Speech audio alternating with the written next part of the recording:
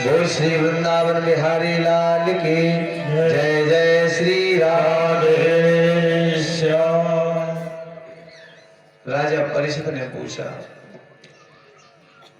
संस्थापनाय धर्मस्य त्रस्माये तरस्य च अवतीर्णो हि भगवान अंशेन जगदीश्वरः स कथम धर्म सेतु नाम वक्ता कर्ता अभिरक्षिता प्रतीप मां चरद ब्रह्मन परदारा विमर्शनम।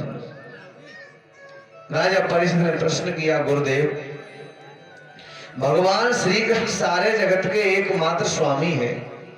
उन्होंने अपने अंश श्री बलराम जी के सहित पूर्ण रूप में अवतार लिया है।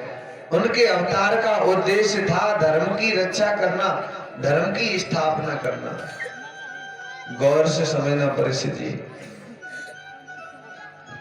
उनके अवतार का उद्देश्य था धर्म की स्थापना करना और अधर्म का नाश करना। लेकिन वे भगवान धर्म की मर्यादा के बनाने वाले, उपदेश करने वाले और रक्षक भी हैं। फिर भी उन्होंने स्वयं धर्म की मर्यादा का उल्लंघन क्यों किया? जो आज हम सोचते हैं ना, परीक्षित ने पहले ही सुखदेव जी से प्रश्न कर लिया था, क्योंकि ऐसा वक्ता आगे होगा नहीं, इसलिए पहले ही प्रश्न परीक्षित ने सुखदेव जी से कर लिया था। वे भगवान धर्म की मर्यादा बनाने वाले और उन्होंने धर्म के विपरीत कार्य क्यों किया? किसी की स्त्री किन्हीं की स्त्रियों के साथ ये लीला करना, ये तो विपरीत दिखाई देता है, धर्म के विपरीत। ये कार्य तो धर्म के विपरीत है। तो ये किस अभिप्राय से निंदनीय कार्य किया भगवान ने? इतनी आधी रात के समय गोपियों के साथ महाराज करके निंदनीय कार्य क्यों किया? आप कृपया करके मेरा संदेह मिटाइए, मुझे बड़ा संदेह हो रहा है। श्री सुखदेव जी ने कहा, परीक्षित, धर्म व्यतिक्रमो दृष्ट ईश्वराणाम च साहसम तेजी यसाम न दोषाय वहने सर्वभुजो यथा।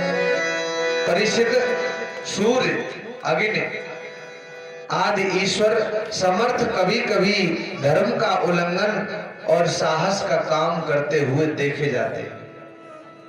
अग्नि, सूर्य भगवान और ईश्वर, ये कभी कभी आपने देखा होगा कि धर्म का उल्लंघन करते देखे जाते हैं, लेकिन संभवतः धर्म का उल्लंघन नहीं करते हैं, पर ऐसा लगता है कि धर्म का उल्लंघन कर रहे हैं। देखो,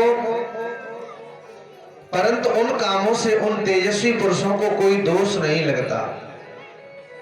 गौर से समझना। इधर जो माताएं बैठी हैं, समझ में आ रही है माता जी? ठीक है, समझना, बड़ी अच्छी बात है। देखो, अग्नि देव के द्वारा, सूर्य भगवान के द्वारा कभी कभी और ईश्वर के द्वारा ऐसे कार्य किए देखे जाते हैं जो ऐसा लगता है कि धर्म के विपरीत है, यानी उल्टे हैं, लेकिन फिर भी उन्हें दोष नहीं लगता।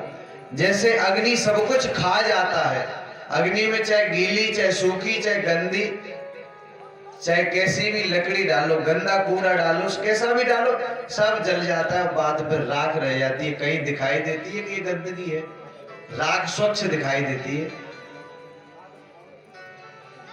और उसमें दोष दिखाई नहीं देता है, क्योंकि ये दोषों से लिप्त नहीं है।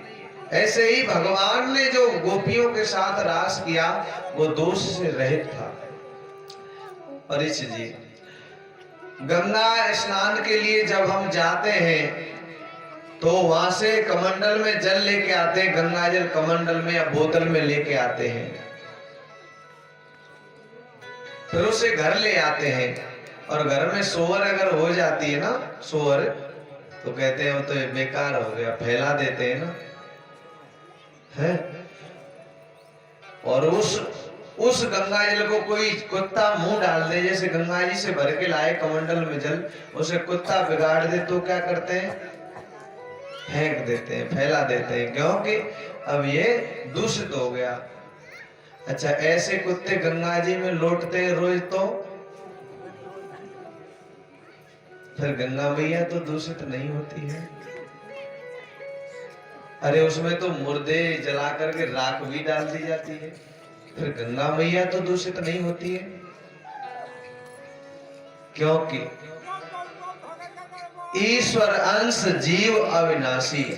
ध्यान देना इधर, अभी सबका चित्त बड़ा अच्छा काम कर रहा है, इसलिए ऐसे ही आनंद देगी ये कथा। आप इस जीवन में ये सुनेंगे ना, सुनने से ही आनंद मिलेगा। उतार ली ना, जीवन आनंदमय ही बन जाएगा, दुख छू भी नहीं पाएगा। इतना आनंद आता है। हम इसे कितनी बार सुना चुके हैं, पढ़ चुके हैं, फिर भी बार बार जब सुनाते हैं तो ऐसा लगता है कि पहली बार सुन रहे हैं। आपको सुनाने के साथ साथ हम खुद भी सुनते हैं।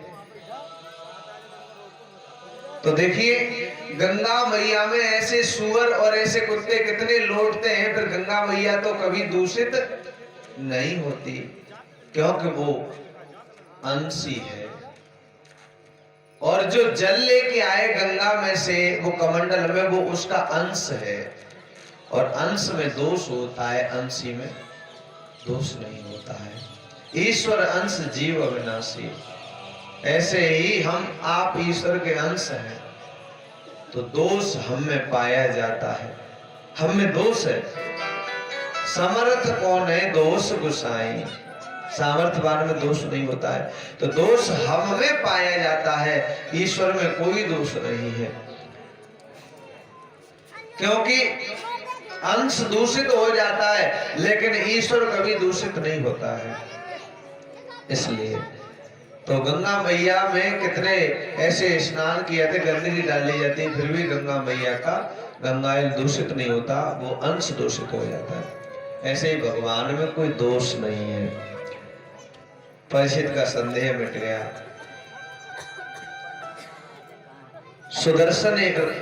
सुदर्शन नाम का एक विद्याधर था। परीक्षित एक बार नंद बाबा आदि गोपों ने